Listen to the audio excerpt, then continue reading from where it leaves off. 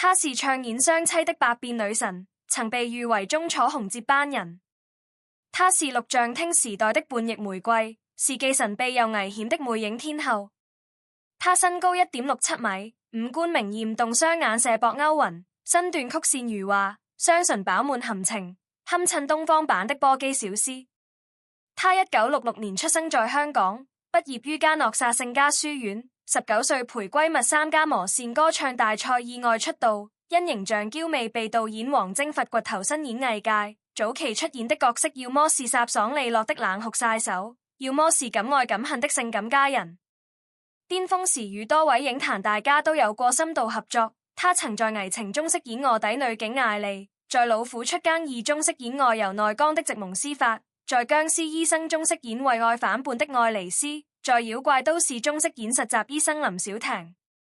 她發過2張唱片專輯，擔任過2屆亞洲小姐評委。鏡頭前，她眼鏡痴怨自眠，生活中卻始終灑脫通透。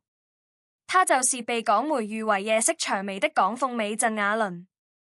若要細數陳雅倫與音樂人王上偉長達21年的愛恨糾葛，一切船要從上世紀80年代說起。故事的開端藏在1985年的那場樂壇盛會之中。1985年，陳雅倫勇敢報名參與 TVB 新秀歌唱大賽。這一屆賽事可謂星光熠熠，同場參賽的選手離不乏杜德偉、周慧敏、李克勤等日後樂壇巨星。當時只有19歲的陳雅倫，雖然最終未能拿下比賽名次，沒能在歌唱賽道退泳而出，可僅憑驚豔的外形亮相，就瞬間俘獲了全場觀眾的目光，成為現場備受關注的黑馬新人。1986年，他受邀參演劇集《城市故事》。在劇中客串小配角，剛踏入演藝圈沒多久，就被港媒和觀眾冠以香港波姬小絲的美稱，業內更是一片看好。不少人斷言他勢必會成為下一個風情萬種的鐘楚紅，前途一片光明。可從1985年踏入演藝圈到1992年這7年時間裏，陳雅倫先後和劉德華、周星馳、梁朝偉等圈內頂流大家合作拍戲，資源邀約從未間斷。卻始終難以大火爆紅，一直處於不溫不火的狀態。他的演技始終停留在平平無奇的水準，只能局限於花瓶類角色，沒有突破性代表作。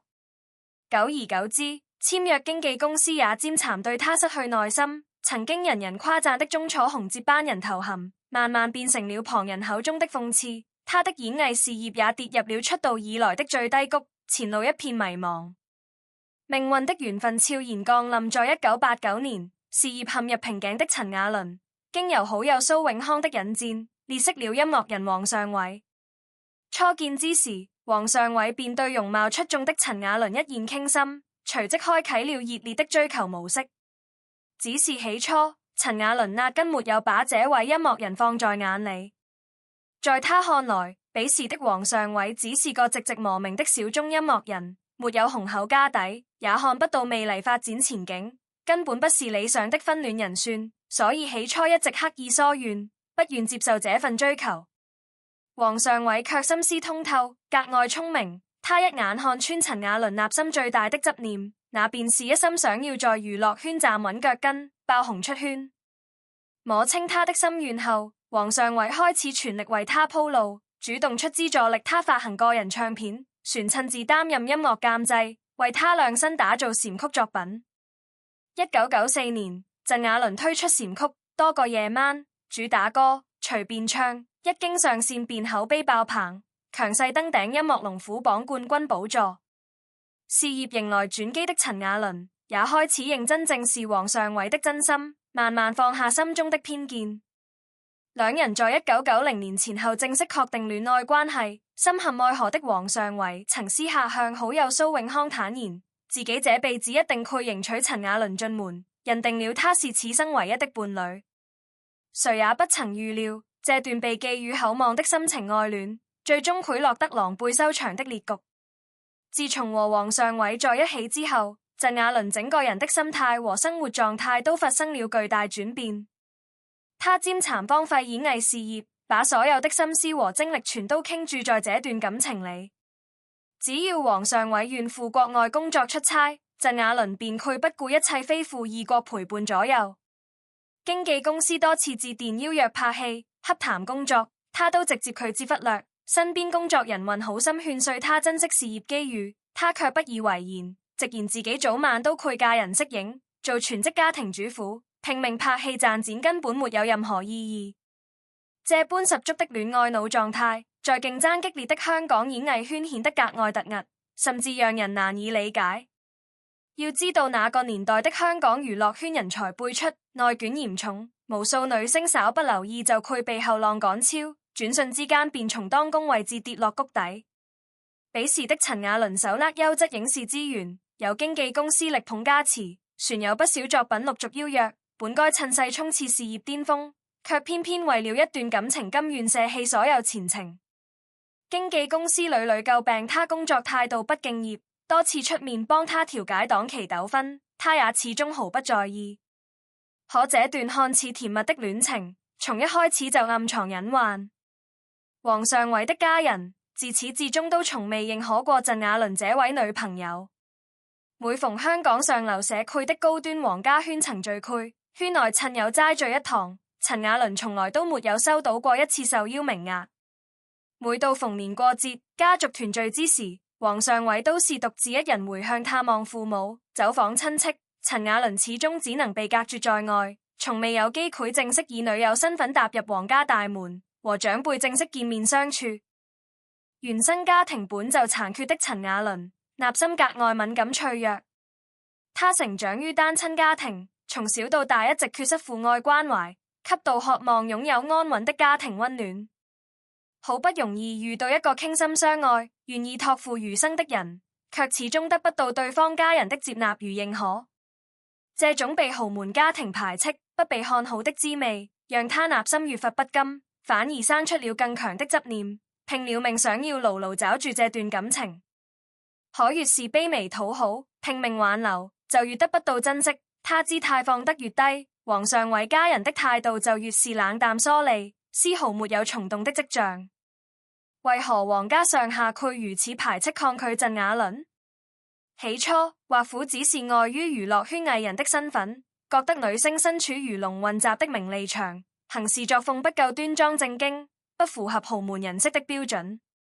而1993年之後，皇家排斥他的理由變得更加充分且堅決，只因這一年27歲的陳雅倫做出了一個徹底改寫自己命運、斷送事業轉型後路的重大決定。1993年，堪稱陳雅倫人生道路上至關重要的分水嶺。入行多年，他參演的影視劇作品始終反響平平，始終無法突破固有花瓶人設。經紀公司早已放棄對他的力捧，不再為他爭取主流影視資源，事業陷入僵局的他內心滿是焦慮不安，迫切想要找到突破口證明自己的價值。就在這個人生關鍵節點，知名導演王晶向他拋出了影視邀約，邀請他參演一部大尺度風月影片。這部影片屬於3級片範疇，劇中包含大量大尺度親密揮訓，船有全裸出鏡的鏡頭設定。陳雅倫心裡十分清楚，一旦貼上3級片女星的標籤，往後想要轉型主流影視圈幾乎難如登天，日後也很難擺脫世俗偏見。可彼時的他實在太渴望爆紅，太想向業內和觀眾證明自己，再加上90年代香港風月影視市場發展得異常火爆，葉玉卿、李麗珍等一眾女星都是靠着拍攝同類影片迅速走紅，之後又成功轉型洗白，擁有了全新演藝道路。看着前人的成功案例，陳雅倫內心開始動搖，最終船坊間一直流傳着一個耐人尋味的疑問：陳雅倫為何能順利拿到王晶這部大尺度影片的邀約？早在1988年，王晶執導的《求愛敢死隊》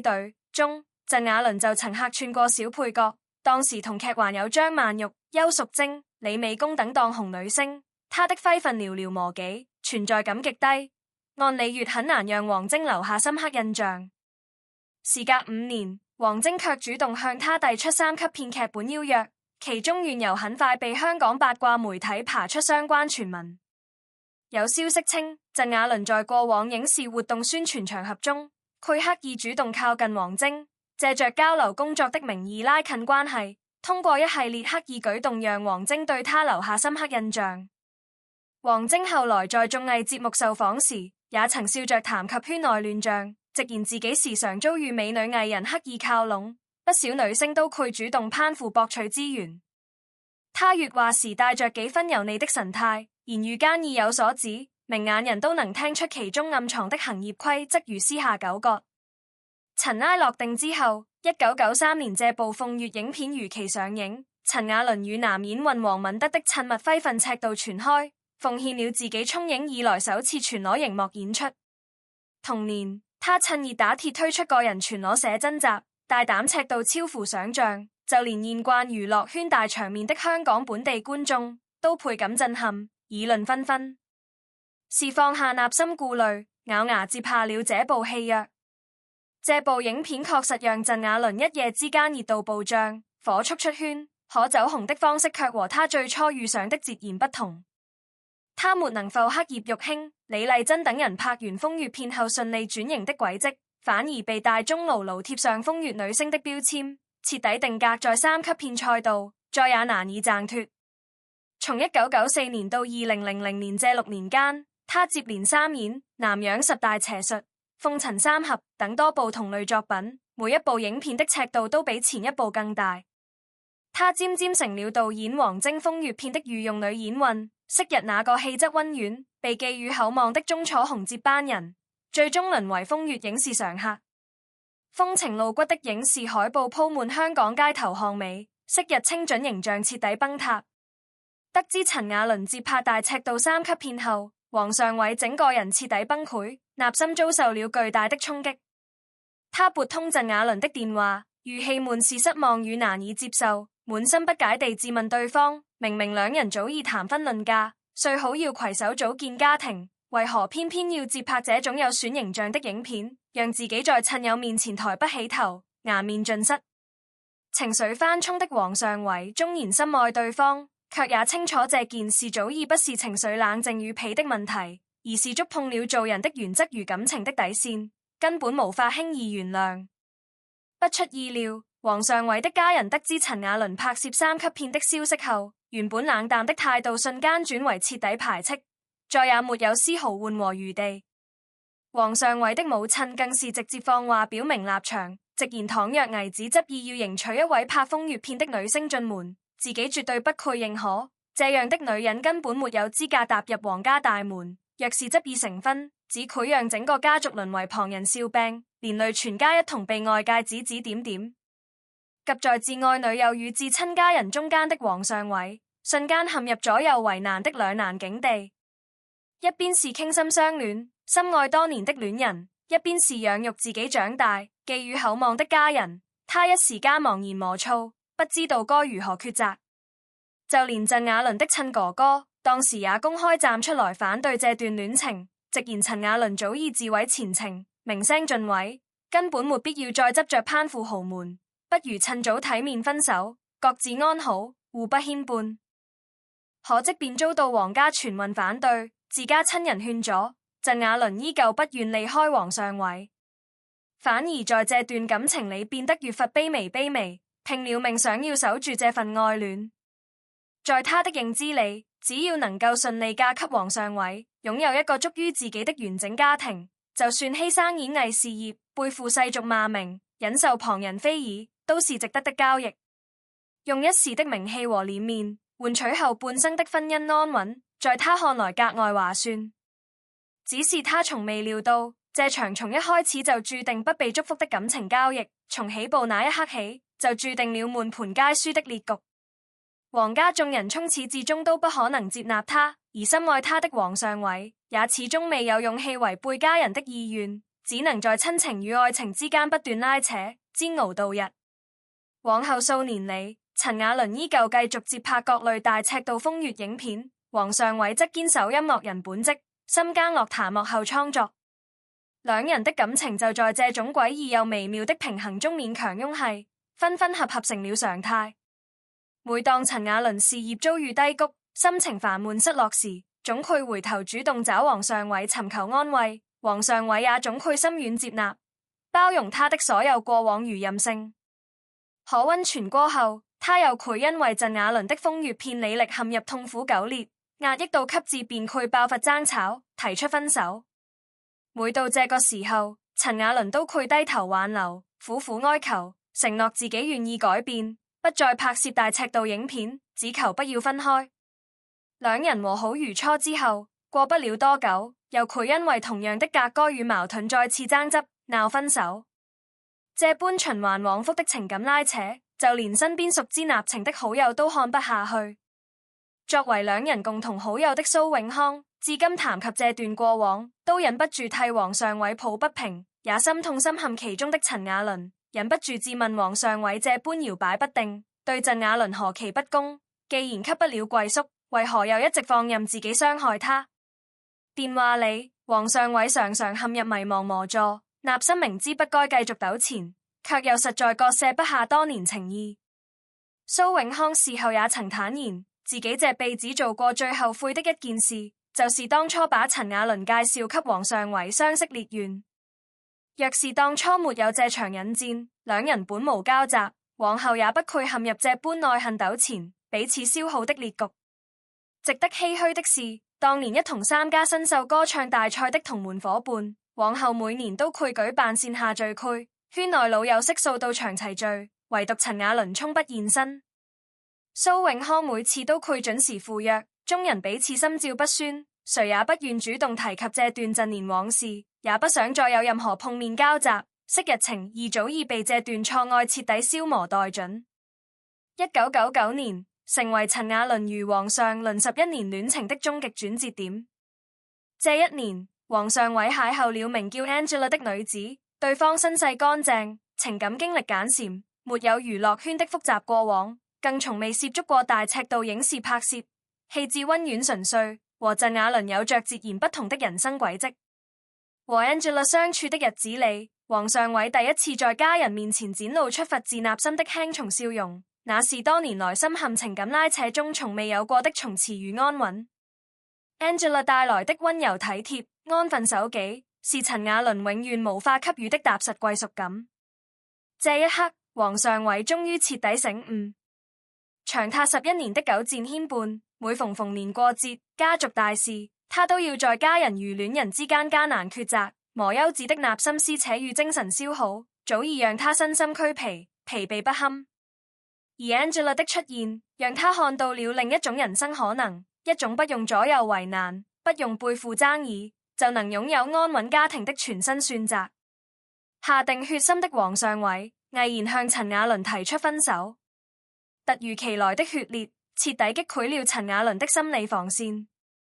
情緒崩潰的他放下所有身段，卑微到極致，甚至放下明星尊嚴，苦苦哀求，懇求王上偉不要轉身離開。他一片片承諾自己願意徹底改變，往後再也不接拍大尺度影片，安心收斂心性陪伴左右。可這一次，王上偉心意已決，再也不願心軟妥協。他心裡十分清楚，倘若此刻再次中庸退讓，這段久戰不休的感情只會永遠沒有盡頭，兩人只會繼續彼此消耗，耽餘生。正式分手後，陳雅倫徹底陷入頹廢失態的狀態，整日萎靡不振，心神恍惚。他頻繁撥打王上偉的電話，發送無數條挽留短信，甚至天天守在對方公司樓下、住宅門口等候，只為見上一面，挽回舊情。王家家人早已對他心生排斥，每次看到他上門等候，都會毫不留情地將他偶趕離開。有時候，他會獨自在住宅門口靜靜守候數個小時，落寞身影在夜色中格外淒涼。曾經風光一時的娛樂圈女星，為愛卑微到塵埃裡，執着守候一個從一開始就不可能接納他、給不了他名分的男人，淪為旁人眼中的悲情笑話。2000年12月，王上偉正式和 Angela 步入婚姻殿堂，舉辦了盛大的婚禮儀式。婚禮舉辦當天，始終執念不放的陳雅倫並沒有現身現場。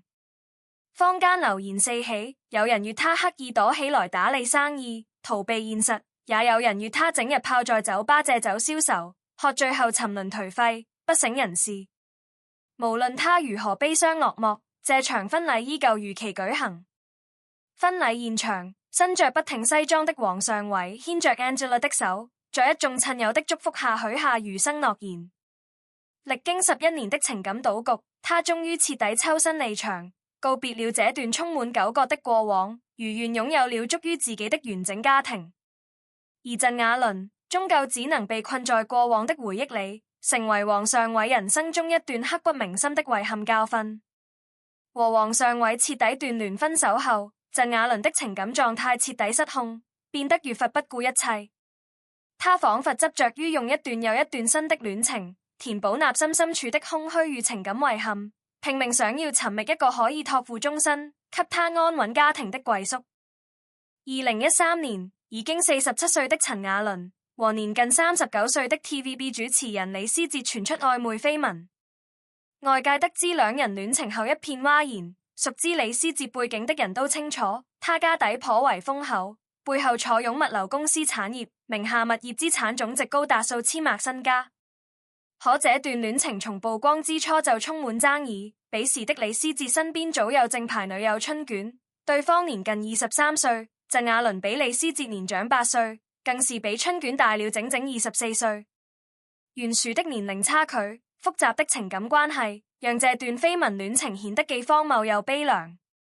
深陷戀情中的陳雅倫完全無視外界的非議與流言，絲毫不在意旁人的眼光議論。他甚至公然在好友面前官宣李思捷是自己認定的另一半，旋刻意當眾親密互動，故意刺激正牌女友春卷。更出格的是，恰逢春卷生日當天，陳雅倫特意前往片場探班，毫不避諱地宣示存在感。這般直白刻意的挑釁舉動，讓春卷氣憤到幾近失控，卻又磨力改變現狀。心灰意冷的春卷最終選擇禪方面官宣分手，直言不願捲入複雜情感糾葛，不甘心做旁人的第三者、地下情人。春卷主動退出後，陳雅倫本以為自己終於可以名正言順和李思捷走到一起，圓了期盼多年的家庭夢。可緊接着爆出的消息更是震驚全網。2013年8月，港媒爆料47歲的陳雅倫打算嘗試人工受孕，一時間媒體鏡頭頻繁捕捉到他進出醫院的身影。關於他避孕人工受孕的消息不脛而走。據圈內知情人透露，陳雅倫當時已經完成人工受孕前期流程，私下裏坦然接受身邊好友的祝福，甚至特意請教風水大師，為未來孩子挑選合適的出生吉日，滿心期待組建屬於自己的小家庭。47歲的高齡年紀，甘願放下身段嘗試人工受孕，只為留住一個已有正牌女友、年紀相差懸殊的男人。這件事在思想保守的香港社區引發巨大轟動，網友議論聲此起彼伏，眾人紛紛不解，半生坎坷的陳雅倫為何非要把自己活得如此狼狽卑微？有人感慨，他不過是執念太深，一心想要擁有一個完整的家庭，彌補一生缺失的歸屬感。也有人揣測，他想借着孩子捆綁李思捷，畢竟對方身家富裕，若是有了孩子牽絆，便能順利嫁入豪門，站穩腳跟。可無論外界如何猜測，這場孤注一擲的避孕計劃，最終還是以失敗落幕。人工受孕嘗試沒能成功，他期盼的孩子終究沒能到來。這段和李思捷的曖昧情緣，後續也漸漸不了了之，沒有人清楚兩人是否正式分手決裂。只是從那之後，李思捷再也沒有公開提及過陳雅倫，刻意避開所有相關話題。而陳雅倫也依舊我行我素，不斷和圈內圈外不同男性傳出戀愛緋聞，始終未能定下終身。歷經這場風波後，年近半百的陳雅倫依舊無人無女，孤身一人。47歲那年拼盡全力想要圓夢家庭，最後終究化為泡影，徒勞一場。就像當年執着想要嫁給王上偉，卻始終得不到皇家半點認可一般，命運仿佛早已注定。他這一生終究難以擁有普通人那般圓滿安穩的家庭生活。其實在列識李思捷之前，陳雅倫船有一段更為轟動、顛覆大眾認知的感情經歷，對方正是台灣知名女歌手潘美辰。2009年，43歲的陳雅倫出席好友洪英的婚禮，在婚禮現場列識了46歲的潘美辰。憑這一首我想有個家，火遍兩岸三地的潘美辰，向來以中性風格穿搭示人，利落短髮自帶灑脫氣場，行事風格隨性率真，自帶獨特人格魅力。就連樂壇後輩周杰倫都曾公開欣賞他的才華。相至之後，潘美辰對陳雅倫展開了熱烈的追求。彼時的陳雅倫演藝事業早已陷入停滯不前的狀態，人生陷入迷茫低谷，內心滿是無助如彷徨。潘美辰的出現，恰好給了他一份可以依靠的溫暖與慰藉。兩人心意相通之後，便走到了一起。陳雅倫更是直接搬入潘美辰的住所，開啟了長達2年的同居生活。2013年，港媒正式曝光兩人的同性情侶關係，記者特意致電陳雅倫尋求求證。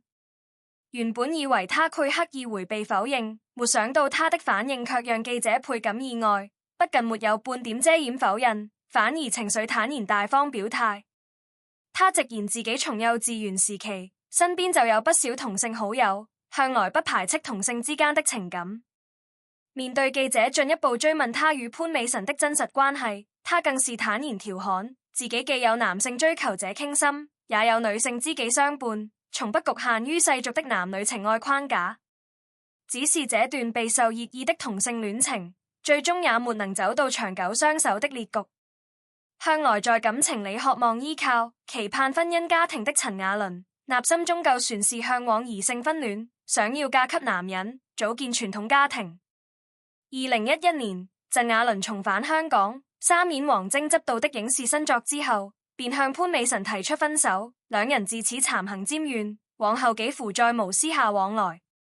之後坊間傳出陳雅倫向潘美辰索要數百萬港幣分手費的相關傳聞，流言四起，真假難辨。潘美辰後續接受媒體採訪時，大方談及自己的情感觀念，坦言秉持無性別戀愛理念。過往也曾和男女不同性別對象交往，不排斥婚戀，卻不願生兒育女，只希望往後能有一位相伴餘生的知己伴侶，性別無關緊要。時至今日，潘美辰依舊孤身一人，未曾分嫁，而陳雅倫也依舊孤身漂泊。這段同性情緣於陳雅倫而言，不過是人生中多坎坷感情裡的一段插曲，短暫慰藉。可對於真心付出的潘美辰來說，或苦曾傾盡真心認真對待，只可惜終究留不住一心向往傳統家庭的陳雅倫，只能遺憾收場。2017年2月10日，已經51歲的陳雅倫在社交平台官宣了一則震驚全網的戀情喜訊，宣布自己列識了新男友馬田。馬田來頭並不簡單，是知名藝人彥祖的表哥，比陳雅倫年長5歲，深耕運動品牌行業，事業發展穩定。常年往返香港與北京兩地發展，家境優渥，條件出眾，各方面都十分匹配。兩人近相戀半年，感情就迅速升溫。在馬田45歲的生日派對現場，他當着所有親友的面公開告白，深情致謝陳雅倫的陪伴，直言真心想要迎娶她為妻，共度餘生。現場親友紛紛鼓掌送上祝福，鏡頭裡的陳雅倫笑得眉眼彎彎，宛如沉浸在熱戀中的少女，滿眼都是對未來婚姻生活的憧憬。51歲的她，本以為終於等到了那個願意接納她、珍惜她的良人，終於不用再孤身一人熬過往後歲月，終於能擁有期盼了半生的安穩歸宿。可誰也沒能料到，這場看似圓滿的婚事，官宣近23天就驟然告吹，分手緣由更是荒唐離譜，讓人哭笑不得。2月14日情人節剛過未幾天，就有娛樂媒體拍到陳雅倫與馬田在街頭親密依偎、相擁間談的畫面，兩人舉止恩愛，絲毫看不出感情裂痕。可照片曝光之後，馬田的第一反應不是滿心歡喜官宣戀情，反而無端質疑是陳雅倫刻意找人偷拍，故意借助媒體炒作博取關注度。無端的猜忌與不信任，讓陳雅倫倍感委屈又心寒。為了自證清白，他特意在社交平台發毒誓，坦言若真是自己刻意找人偷拍炒作，甘願承受家人連帶報應。可馬田壓根不願聽他任何解釋，態度驟然變得冷漠疏離，不接電話，不回短信，整個人如同人間蒸發一般，刻意迴避所有溝通。直到這時，陳雅倫才恍然發現，短短半年的戀愛期間，兩人竟然已經分合過5次，而每次分手的原因都源於馬田幼稚敏感、愛吃醋、不夠成熟的性格。戀愛期間，他時常上演矯情戲碼，偶爾蘑菇裝病，借口身體不適閉門不出，甚至謊稱失聲無法接聽電話，種種幼稚操作讓人難以理解。其實相處過程中，陳雅倫早已看透對方性格上的短板與缺陷，只是他太渴望步入婚姻，擁有家庭，太想要一個可以依靠的歸宿，所以一直刻意選擇包容妥協，無視彼此之間的性格矛盾與三觀分歧。2月26日，心灰意冷的陳雅倫在社交平台發文感慨，坦言一段感情若是失去最基本的信任，彼此心生隔閡，那緣分便已然走到盡頭。這番文字看似勸慰自己釋懷，實則滿是滿心無奈與心酸。他心裏早已清楚，這段來之不易的婚事，終究難以擁繫，注定無果。感情徹底轉折發生在同年3月份，有媒體拍到馬田現身尖沙咀街頭，當眾做出隨地小便的不文明舉動，毫無公眾人物該有的公德心與素養。這一幕讓陳雅倫徹底看清了對方的真實品性，內心最後一絲期待也徹底破滅。隨後他在社交平台發布長文，字字句句滿是失望與指責，開篇便直言對方沒有擔當、缺乏誠信、毫無責任感，從來不懂呵護包容身邊的伴侶，性格自私又自我。他在文中控訴，得到自己的真心之後，馬田便開始刻意失聯逃避，不接電話，刻意冷戰，船事上裝可憐博取同情。他無奈發問，自己何苦執着堅守一段看不到未來的感情？這份消耗人心的情願，早已把自己傷得體無完膚，內心傷痛如同被利刃一刀刀劃破，直至鮮血淋漓，徹底死心。更讓人意外的是，陳雅倫旋在文中透露，兩人同居相處期間，他曾多次善意提醒馬田注意公共場合言行舉止，恪守公德底線，可對方始終置若罔聞，屢教不改。除此之外，他旋意外發現馬田隱瞞了自己有一個2歲孩子的事實，從戀愛到談婚論嫁，對方自始至終只字未提，刻意隱瞞重大過往。文末，陳雅倫借用電影《志明與春嬌》中的經典台詞感慨，人生旅途之中，總會遇到幾個錯的人，幾個人渣，而馬田便是自己人生路上遇見的那個遺憾過客。51歲的陳雅倫本以為終於找住了命中良緣，離圓夢婚姻更有一步之遙，甚至連婚紗都未曾來得及試穿，婚期也未曾敲定，這場滿懷期待的婚約就草草收場，遺憾破裂。他再一次從憧憬婚姻的甜蜜憧憬中跌回孤身一人的現實，再一次被心儀之人辜負拋棄。這段坎坷經歷也仿佛印證了宿命一般的感慨，陳雅倫這一生似乎真的注定無緣擁有普通女人那般安穩美滿的家庭生活。在陳雅倫錯綜複雜的感情履歷裡，船有一位不得不提及的重量級人物，那便是澳門賭場大亨蕭華。2014年，48歲的陳雅倫被捕與蕭華傳出曖昧緋聞，消息一出瞬間震動整個香港娛樂圈。蕭華是澳門太陽神集團創始人之一，在當地賭場與娛樂圈曾手握龍大勢力，地位顯赫，呼風喚雨。這位身家不菲、閱人無數的商界大佬，向來身邊從不缺圍繞追捧的異性，眾人都十分好奇，為何他卻偏偏鍾情於年近半百、早已過氣的陳雅倫。據港媒深度爆料，蕭華對陳雅倫格外上心，偏愛有加，甚至曾為了他和娛樂圈前娛樂公司總裁當眾發生爭執。起因是對方也對陳雅倫心生好感，兩人為了爭奪家人芳心爭風吃醋，衝突升級到當場動手爭執的地步。兩位有頭有臉的商界大佬為了一位過氣女星大打出手，這般戲劇化情節堪比影視劇裡的豪門愛恨橋段，荒唐又離譜。只是這段備受熱議的豪門情緣也沒能擁持太久，短短不到半年時間便悄然落幕，最後不了了之，沒有任何後續結果。